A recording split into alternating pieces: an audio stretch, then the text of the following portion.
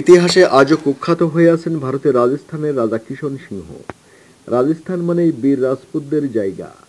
মহারাজা প্রতাপ সিংহ থেকে সংগ্রাম সিংহ, একের পর এক বীর পুঙ্গবের জন্মের জায়গা হিসেবে আজও রাজস্থানের নাম গর্ব ভরে নেওয়া হয়। এমনকি রানী পদ্মাবতী, যিনি আলাউদ্দিন খিলজির হাত থেকে সম্মান রক্ষার্থে স্বামীর চিতায় জ্যান্ত আত্মাহুতি দিয়েছিলেন, তার কাহিনী শুনে আজও ভারতীয় নারীরা অনুপ্রেরণা পান। সেখানে রাজস্থানের মতো বীর জন্মের পীঠস্থানে রাজা কিষণ সিংহের কাহিনী স্বাভাবিকভাবেই অবাক করে। শুধু বৈভব বা অর্থ নয়ছয় করা নয়, রাজা কিষণ সিংহ যেভাবে নারী সঙ্গ উপভোগের জন্য এইসব করতেন, তার জন্য আজও তাকে ধিক্কার দেন রাজস্থানবাসী। 1889 সালে জন্ম রাজা কিষণ সিংহের। দেওয়ান জারামানি দাসের লেখা বই থেকে রাজা কিষণ সিংহের নারী সঙ্গের বিস্তারিত তথ্য পাওয়া যায়। জানা যায়, রাতের অন্ধকারে সুইমিং পুলে নগ্ন হয়ে স্ত্রীদের সঙ্গে গোসল করতে নামতেন কিষণ সিংহ। এটা ছিল তার প্যাশন। রাজা কিষণ সিংহের রাজমহলে 40 জন রানী থাকতেন। রাজার গোসলের সময় এই রানীরাও নাকি নগ্ন হয়ে পুলে নেমে পড়তেন।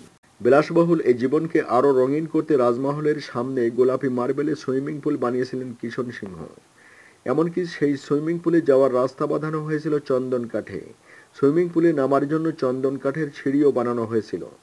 পুলের মধ্যে 20টি চন্দন কাঠের পাটাতন এমনভাবে রাখা হয়েছিল যে এক একটি পাটাতনে 2 জন করে রানী আরামসে দাঁড়াতে পারতেন। রাজা কিষণ সিংহের নির্দেশে প্রত্যেক রানীকেই হাতে মোমবাতি নিয়ে পুলের সিঁড়ি থেকে একদম সিঁড়ির শেষ ধাপ পর্যন্ত দাঁড়াতে হতো। মোমবাতি হাতে রানীরা পুলে এসে হাজির হলে নিভিয়ে দেওয়া হতো রাজপ্রাসাদের সমস্ত আলো। রানীরা পুলের সামনে এসে দাঁড়ানোর পরে রাজা পুলে আসতেন। সুইমিং পুলে নামার সময়ে এক এক করে রানীদের পুলে ছুড়ে দিতেন রাজা। কেবল একজন রানীকে বাহুডোরে নিয়ে নিতেন। রাজা পুলে নামলে নগ্ন অবস্থায় হাতে মোমবাতি নিয়ে নৃত্য পরিবেশন করতে হতো রানীদের। রানীদের উদ্দেশ্যে কিষণ সিংহের কঠোর নির্দেশ ছিল মোমবাতি যেন না নেবে। নাচের শেষ মুহূর্ত পর্যন্ত যে রানীর হাতের মোমবাতি জ্বলত, তাকে নিয়ে নিজের খাসমহলে যেতেন রাজা। এর মানে ওই রানী সেই রাতে রাজার সঙ্গে রাত কাটানোর সুযোগ পেতেন।